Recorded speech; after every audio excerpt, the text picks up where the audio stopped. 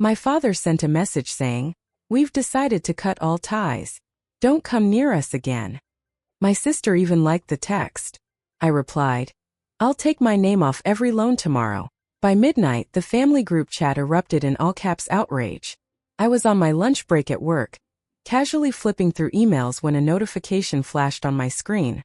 My dad's name popped up, and for a brief moment I figured he might be checking in, maybe asking how last week's presentation turned out or whether I'd heard anything new about the promotion. Just something normal, something that made me feel like more than the convenient signature they always needed on their endless paperwork.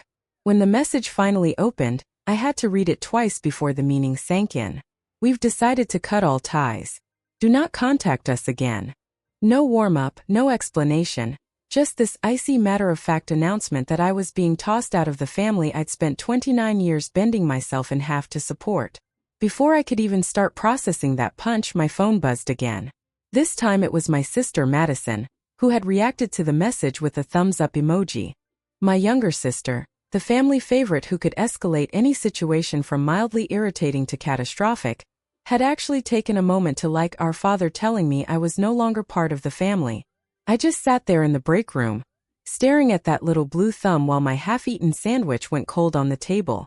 The fluorescent lights buzzed above me, and someone's reheated fish spun around in the microwave, filling the room with a smell that made everything feel even stranger. It all seemed unreal, like I'd stumbled sideways into some alternate world where my family could dismiss me through a text, and my sister would cheer them on. My hands were trembling as I typed a reply. I didn't overthink it. I didn't draft and rewrite like I usually did when dealing with them. I just tapped out the first words that formed in my head and hit send. "I'll take my name off every loan tomorrow." Then I shut off my phone, finished my lunch, and went back to my shift. I had a client meeting at 2, and I wasn't about to let my family's latest meltdown spill over into my professional life, the way they'd steamrolled so many other parts of it. The truth was, I'd always been the dependable one. While Madison was bouncing between majors, living it up on our parents' money, maxing out credit cards and skipping classes, I was juggling 2 jobs just to afford my in-state tuition. When Mom decided she needed a European vacation and pushed to refinance the house, I was the one who co-signed because my credit was spotless and theirs was a wreck.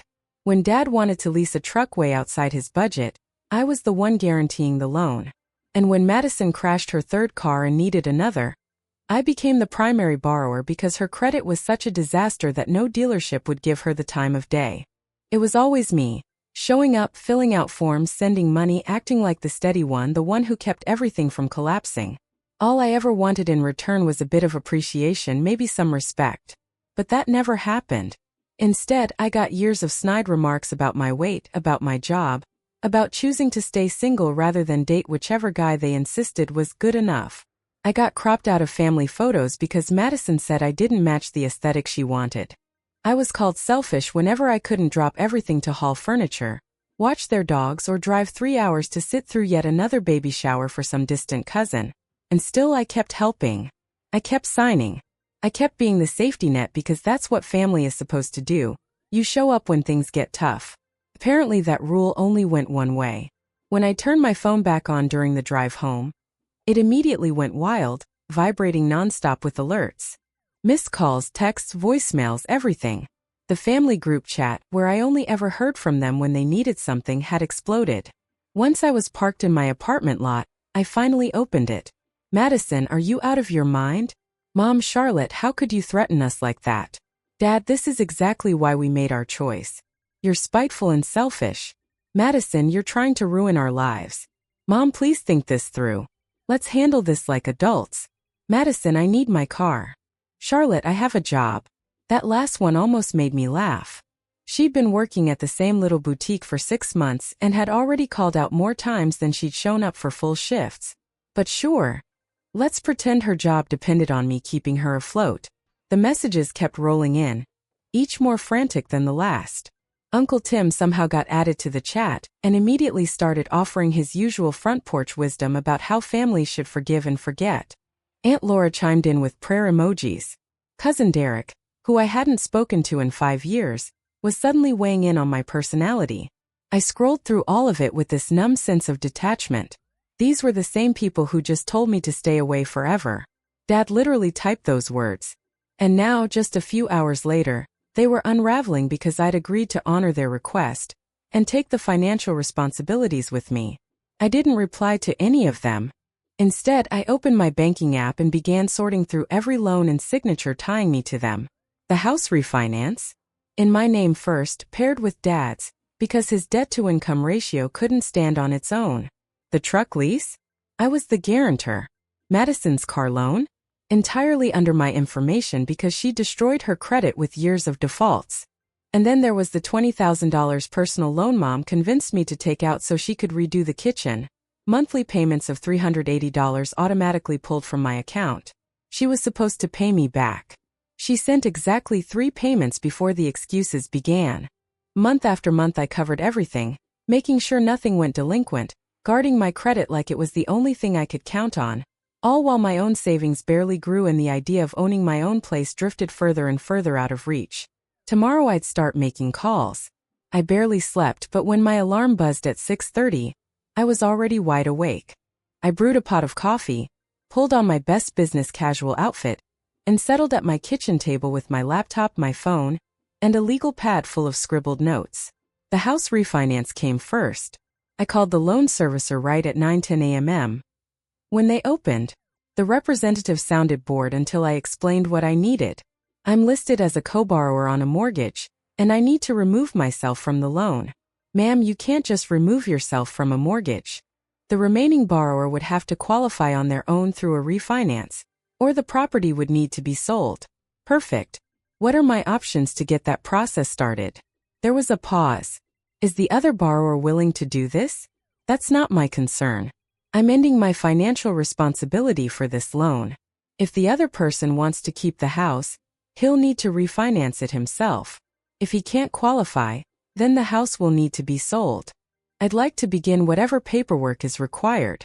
I was transferred to a supervisor, then to their legal department, and by the time I hung up I understood the steps clearly. I could formally demand removal, which would force a refinance. If Dad couldn't qualify, which he absolutely couldn't, the house would enter a forced sale. I didn't feel anything. No guilt, no relief, just the heavy resolve of someone finally done setting herself on fire to keep everyone else warm. Next was the truck lease. That one was simpler. I called the dealership, explained I was the guarantor on a lease I no longer intended to guarantee, and asked about their removal policy. The finance manager didn't like it, but he walked me through it.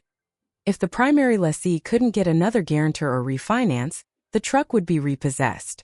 You'll need to send written notice, he said, sounding irritated. Certified mail. We'll reevaluate the lessee's qualifications, and if he doesn't meet our standards, we'll start the recovery process. How long does that take? Typically 30 to 60 days after we get your notice. I drafted the letter before lunch. Madison's car was the one that tied my stomach in knots. The loan was in my name only. Legally, it was my car. She was just using it because I tried stupidly to help her get back on track after her latest mess. The insurance policy was mine. The registration was mine. I could simply go take it back. That thought followed me as I picked at a salad at my desk, scrolling through the increasingly unhinged messages blowing up the family group chat. Mom was now insisting I was having some kind of breakdown and needed therapy. Dad was threatening to sue me for financial abuse, which would have been hilarious if it wasn't so painfully predictable. Madison had blasted out around 40 messages. Rage, desperation, back to rage. Plus several voice notes I had no intention of listening to. Uncle Tim had stepped in and declared himself the family peacemaker, trying to organize some sort of intervention call. Aunt Laura was still praying for my soul, but had begun hinting that I might be influenced by Satan. The thing was, I didn't feel unhinged. For the first time in ages, my mind felt sharp. I called a college friend who had gone on to law school, and now practiced family law in another state. We kept in touch through birthday calls and the occasional text, and she'd always been someone I trusted. Lauren, hypothetically, if someone co-signed a bunch of loans for relatives and finally wanted out, what's the cleanest way to handle it? She paused. Charlotte, is this about your family? Hypothetically, yes. Hypothetically, if someone was a guarantor or co-borrower, they'd have legal options depending on the loan. Mortgages usually require refinancing or selling. Car loans and leases can be handled by demanding removal, and forcing the primary borrower to requalify. Personal loans depend on the terms, but if you're the primary borrower while someone else benefited, you could sue for repayment, though that's messy and expensive. What if the car loan is entirely in the hypothetical person's name and they just let a family member use it? Lauren gave this dry, humorless laugh. Then the hypothetical person owns the car and can take it back anytime. It's their property. What did your family do? I told her. Not every detail, but enough years of being taken advantage of, the financial weight I'd been dragging, the constant criticism, the exclusion, the text from Dad and Madison's little thumbs up. When I finished, Lauren sat silent for a moment. Take the car, she said. Take it today. Don't warn them. Just go get your property before they hide it or disable it or pull something stupid. And Charlotte, document everything. Every payment, every loan, every text. If they try to go after you legally, you'll need proof you've been more than reasonable. I left work early, telling them it was a family emergency. It wasn't even a stretch. Madison still lived with our parents in the house tied to my credit, driving the car I owned, working her part-time job when she felt like it, and burning through her money on whatever impulse struck. I knew her schedule. She'd be at work until 6. Mom and Dad wouldn't get home until at least 5:30. I had a spare key to both the house and the car. I kept them for emergencies, never imagining I'd use them like this. When I pulled into the neighborhood, everything looked exactly the same as it always had. Trim lawns, cookie-cutter houses, a few American flags waving lazily on porches. I'd grown up just 3 blocks away in the smaller house my parents sold before upgrading to this one. The same house they needed me to co-sign for because their credit was wrecked from years of bad decisions.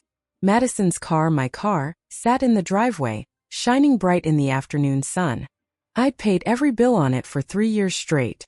I covered the insurance, the registration, the oil changes, the repairs. I even absorbed the cost when she ignored a speeding ticket long enough for it to land in collections and jack up the insurance premium. I parked across the street, took a breath and walked up to the car. The interior was exactly what I expected. Fast food bags shoved onto the floorboards, makeup rolling around on the passenger seat, a random jacket thrown in the back. It smelled like cheap cherry air freshener layered over old fries. I slid into the driver's seat, started the engine and pulled away.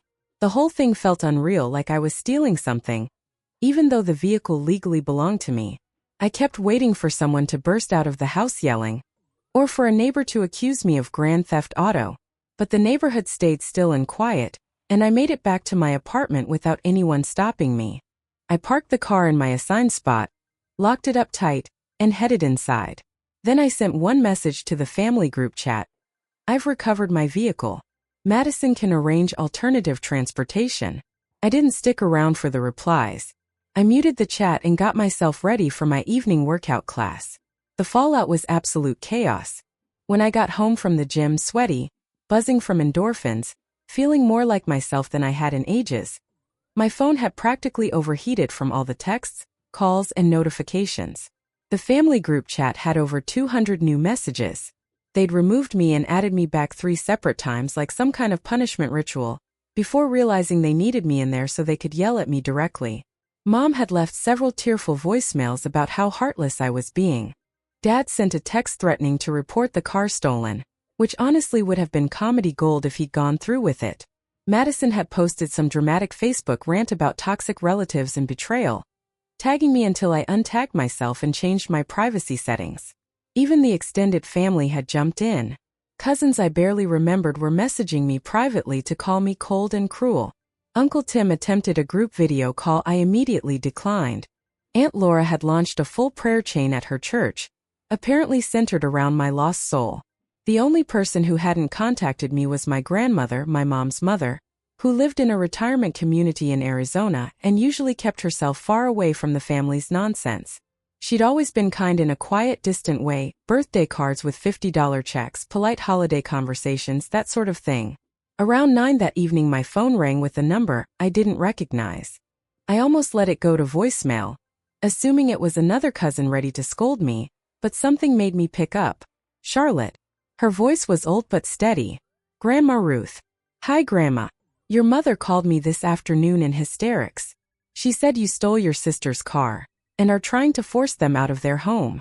I told her that didn't sound like something you do without a reason, so before I form an opinion, I want to hear your side.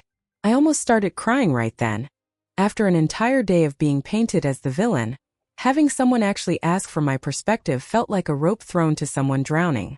I told her everything: the loans, the years of being everyone's safety net, the constant criticism, the exclusion, the message from my father, the thumbs up from Madison, the moment I finally decided to step away from all of it. Grandma Ruth listened quietly, not interrupting once. When I finished, she took a breath. Your grandfather and I loaned your mother money once, when she and your father were young and struggling. $5,000 back then, that was a lot. They promised to pay it back. They never did. Not a cent. When we brought it up later, your mother claimed she thought it was a gift. She seemed genuinely baffled that repayment was expected. I could hear her shifting, the faint rustle of fabric against the phone. Some people go through life believing everyone owes them help, and that they never need to return the favor. Your mother is one of those people. Madison was raised the same. I'm sorry they've treated you like a walking checkbook instead of a daughter. You're protecting yourself, and that's the right thing to do. They just can't see it. We talked for about 20 more minutes. She shared stories about my grandfather, who'd passed when I was 12, and how fiercely he valued financial responsibility. She asked about my job, my apartment, my plans. Really listened like what I had to say mattered. Before we ended the call, she said, I'm updating my will next week. I'd planned to split everything between your mother and her brother, but I think I'll be making a few changes. You deserve some support from this family, even if it comes later in life. I tried to argue, but she gently cut me off. Charlotte, let an old woman decide what to do with her own money. It'll give me peace. After that call, the family hysteria felt easier to shrug off. At least one person understood. The next 2 weeks were basically a crash course in setting boundaries. I blocked Madison after she sent a series of messages that slipped from rage into something genuinely unstable. I filtered Mom's number straight to voicemail, though I'd listen now and then just to marvel at the escalating guilt trips. Dad had his lawyer send a threatening letter, but since I hadn't actually broken any laws, it amounted to nothing. Meanwhile, the house refinance process moved forward. Dad applied to refinance the mortgage in his name alone, and shockingly to absolutely no one, he was denied. The loan servicer moved ahead with the forced sale, and I reached out to a real estate attorney to make sure my interests were covered, and that I'd get my fair share of whatever equity was left once the house finally sold. The truck lease turned out to be less of a headache. The dealership mailed Dad a notice telling him he either needed to find a new guarantor or return the truck. Somehow he talked a coworker into co-signing for him, probably without explaining what a financial mess he really was, but at least it meant the truck wouldn't end up repossessed and dumped back into my lap. Madison's transportation meltdown became its own little soap opera online. She posted daily updates about the injustice of her evil sister stealing her car, conveniently skipping over the part where it had been legally mine from the very beginning. She even launched a GoFundMe to buy herself a new ride, which sputtered out after about $300 when people lost interest in her dramatic retellings. Eventually Mom and Dad scraped together enough to buy her an ancient Honda Civic off Craigslist, and of course she immediately trashed it online because it wasn't new or fancy or equipped with whatever features she thought she deserved. I watched all of this from the sidelines, my social media locked down tight, feeling nothing except a light, distant relief that I wasn't part of the circus anymore. Work became the safest place in my life. I poured myself into every project, volunteered for extra assignments, stayed late to help coworkers drowning in deadlines. My boss noticed and brought it up during a one-on-one. You've really stepped up lately, Charlotte. Your client presentation was fantastic, and everyone's been talking about how supportive you've been with the new hires. Thanks, I said. I've just had some extra energy to put somewhere productive lately. She gave me this knowing smile. Sometimes clearing the dead weight out of your personal life opens up space to really grow professionally. Keep going. Promotions are coming up soon, and your name's definitely in the mix. I walked out of that meeting feeling lighter than I had in years. 3 months later, I got the promotion senior account manager, plus a 15% raise.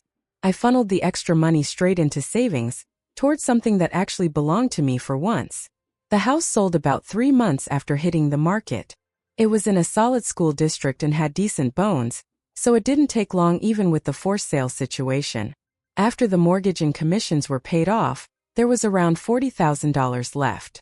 My attorney made sure I got my rightful share, $20,000, based on the fact that I'd been the one covering most of the mortgage while Dad barely chipped in.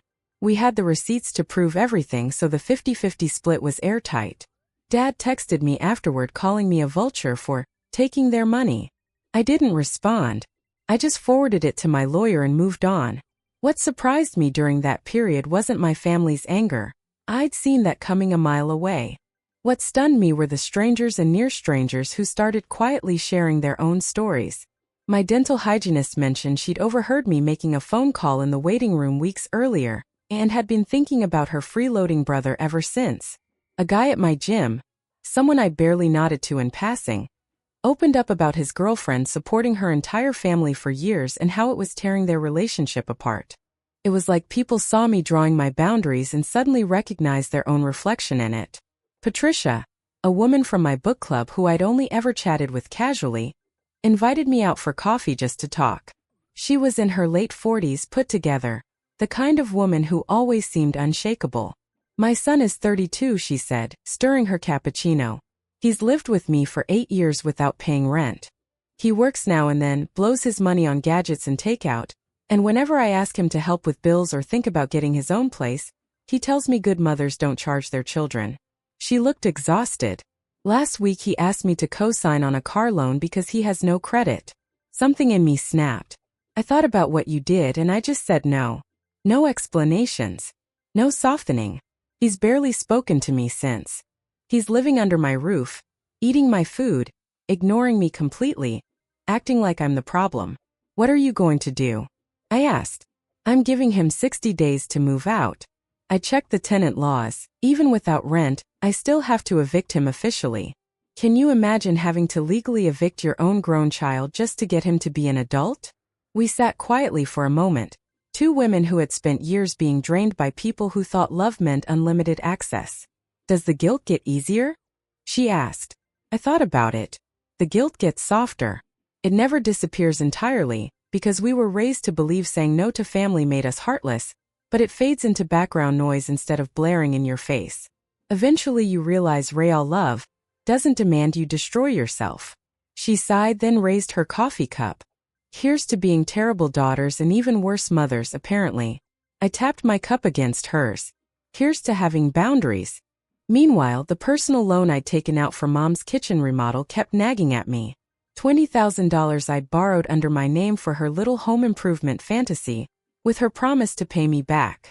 She'd managed maybe $1,200 total. I'd already poured over $9,000 of my own money into her house. My attorney said I could sue for repayment, but the cost of legal action would swallow a good chunk of whatever I recovered, not to mention the emotional toll. So I made a calculated choice. I stopped paying it.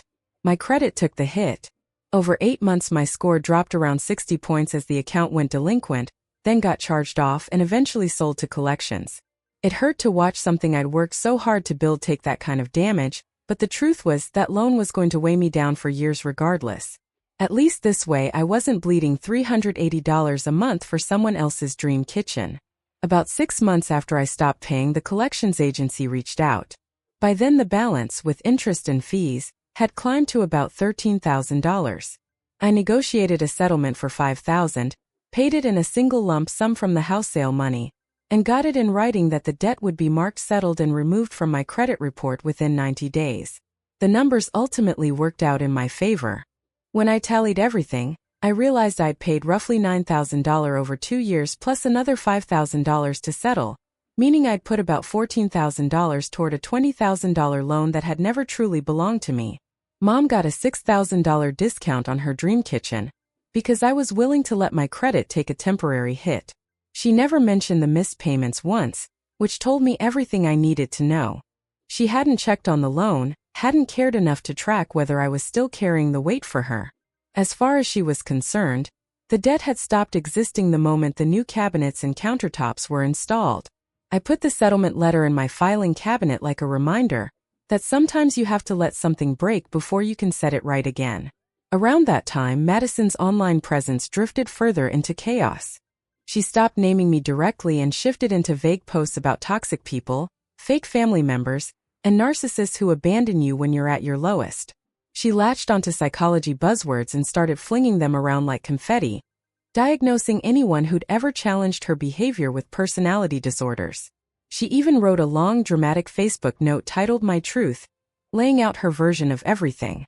In her retelling, I was the bitter older sister who hated her for being prettier and more popular. The loans I'd co-signed magically became gifts I'd eagerly offered and was now cruelly taking back. The car I'd reclaimed was described as something she'd been faithfully making payments on, a claim so bold I almost admired the creativity. Her comments were split between friends who blindly supported her, and a few brave souls who pointed out inconsistencies. One past coworker even chimed in with a reality check before Madison deleted the comment and blocked her. I watched all of this from my lockdown profile, feeling equal parts pity and vindication.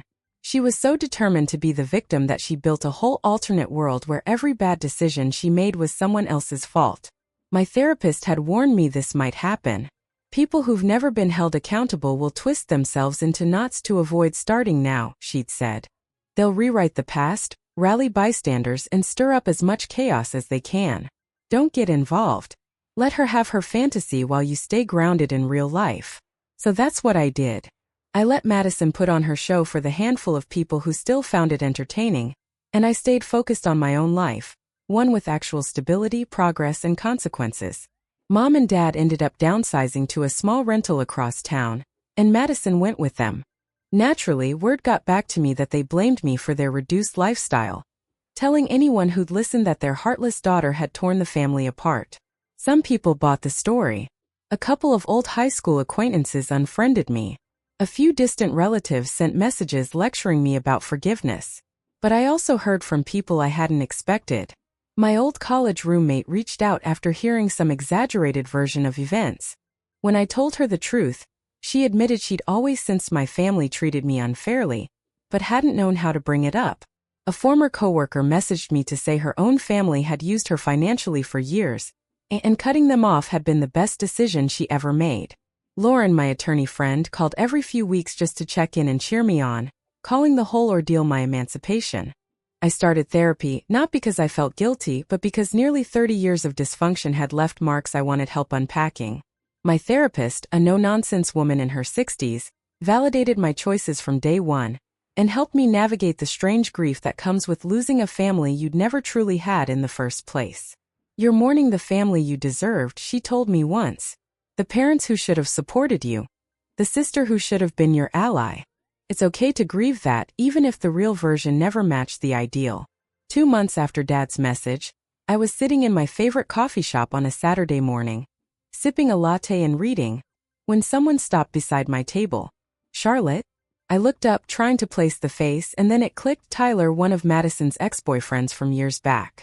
He'd always seemed like a decent guy, and I genuinely liked him for the short time he'd been around before Madison dumped him for someone with a nicer car. Tyler, hey. How have you been? Pretty good, he said, shifting awkwardly. Mind if I sit for a minute? I motioned toward the empty chair, curious. He sat, rubbing his palms against his jeans.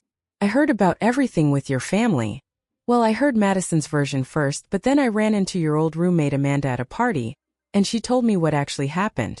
Yeah, I said, it's been something. Listen, he continued. I just wanted to say I'm sorry you went through that. I dated Madison for almost a year, so I saw plenty of how your family treated you. You were always the one they called when something needed fixing or paying for, and I don't think I ever once heard them thank you. He ran a hand through his hair, looking genuinely troubled. Madison used to rant about you all the time, but all her complaints boiled down to being mad you weren't doing even more for her. She'd get upset you couldn't loan her money for concert tickets because you had rent due, and she'd talk about how selfish you were. It drove me nuts. Honestly, that entitlement was part of why we broke up. Hearing someone say that out loud, someone who'd been close enough to see the truth, left me momentarily speechless. I'd gotten so used to being painted as the villain that recognizing my own reality through someone else's eyes felt almost strange. Thank you for telling me that. Honestly, it helps to know I'm not crazy. You're not crazy. You're better off without them. Madison's still living with your parents, still barely working. Still posting melodramatic nonsense about how the world has wronged her. You're the one out here building a life. You won. After he left, I sat there for a few minutes just absorbing what he'd said. I hadn't felt like a winner. I'd felt like someone crawling out of a collapsed building, bruised and dusty, trying to figure out what to rebuild first. But maybe surviving something like that was its own kind of victory. Maybe choosing yourself even once was the win. The next morning, I called the real estate agent who'd been helping me figure out whether I could finally buy a place of my own. With the equity from the house sale, the savings from settling Mom's loan, and the relief of no longer propping up multiple adults financially, I actually qualified for a mortgage. A small one, she told me, but enough for a starter condo in a neighborhood you like. Let's do it, I said. I'm ready. A year after Dad's message, I signed the paperwork on a one-bedroom condo with a balcony overlooking a park. It wasn't huge, but it was mine, my name on the deed, my mortgage, my space to decorate however I wanted. I invited Amanda and Lauren over for a housewarming dinner. We ate takeout on my new couch and drank wine from mugs because I still hadn't unpacked the glasses. They toasted to new beginnings, and for the first time in years, I felt something real around the idea of family. Happiness, not dread. To Charlotte, Lauren said, raising her mug, for having the courage to save herself. The family group chat still existed somewhere in my blocked folder. I assumed they were still in there complaining about me, rewriting history, painting themselves as the victims of my supposed cruelty. I didn't bother to look. I'd started dating someone. A software engineer a friend introduced me to. It was still early, but he was kind, he made me laugh, and he didn't expect me to solve his life for him. We'd gone hiking the week before, and he'd casually mentioned his parents were excited to meet me someday. I nearly cried right there on the trail. The idea of a family being excited to know me rather than eager to use me felt revolutionary. Grandma Ruth came to visit during the holidays, the only family member with my address, the only one I still spoke to. We had dinner at a nice restaurant downtown, and she handed me a $5,000 check as a housewarming gift. Your grandfather would be proud of you, she said, squeezing my hand. You've built a good life on your own terms. She told me her will was updated too. Mom would get a small amount. I would get the rest. I explained all of it in a letter they'll read after I'm gone, she said. She'll understand or she won't. Either way, you'll be okay. I tried to argue, but she shut me down gently. Charlotte, you're allowed to be loved. You spent too many years giving without receiving. Let someone give to you. Every now and then I wondered if I should reach out to Mom or Dad. Not to mend things, but just to see if time had softened anything, if they'd gained any self-awareness or remorse. Then I'd remember the message Dad sent. Stay away from us forever. Those 4 words were meant to hurt me, to punish me for something I couldn't even identify. Instead, they liberated me. I stayed away.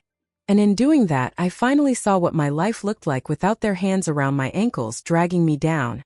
I learned who I was when I wasn't auditioning for affection I'd never receive. I learned that family is supposed to lift you, not drain you dry. My coworkers became my community. My friends became my inner circle. The life I built piece by piece became the solid ground beneath me. And if my biological family wanted to cast me as the villain to anyone who'd listen, that was fine. I knew the truth. The people who mattered knew the truth. Removing my name from their loans wasn't just financial separation. It was emotional freedom. Not revenge, just consequences finally landing where they belonged. They pushed me away and I went, taking my good credit, my stability, and my willingness to rescue them with me. Sometimes the best response to stay away forever is simply to do it. And sometimes the family you create beats the one you were born into. One evening, I was sitting on my balcony watching the sky fade into orange and pink when my phone buzzed with a message from an unknown number. For a split second I tensed, wondering if a family member had found a new way to reach me. But it was Amanda texting from a new phone, asking if I wanted to go to a concert next month. No drama, no crisis, just a friend inviting me out. I smiled, sent back a yes, set my phone down, and went back to watching the sunset. Life wasn't perfect. Never would be. But it was good, steady, peaceful, mine, finally and fully mine. And I knew one thing for sure. I would never sign anyone else's loan again.